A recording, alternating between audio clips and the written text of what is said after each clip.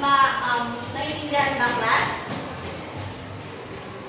Magaling, maaari na kayo magsimula.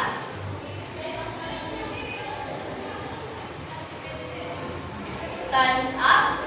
Ang nanalong grupo ay ang unang grupo. Magkakaroon sila ng puntos mamaya.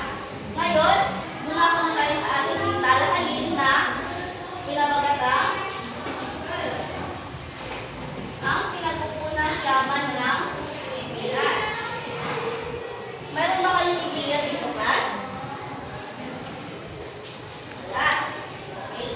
So, alam niyo ba ang ating mga likas na yaman?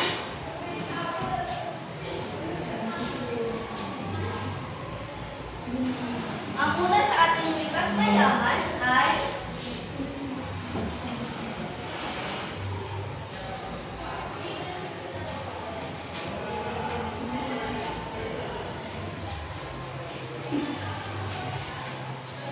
yamang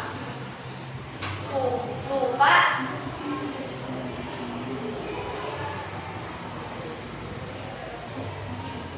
Ang mga anong lupa dito ay nandito ang mga purol, kapatagan, at iba pa.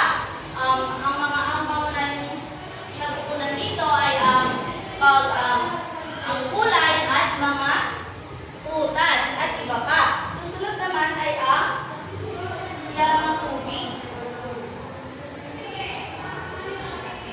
Dito naman sa yamang tubig, makukuha dito ang mga perlas at mga isda. Nandito rin ang makukuha din dito ang singit. Susunod naman ay ang yamang mineral.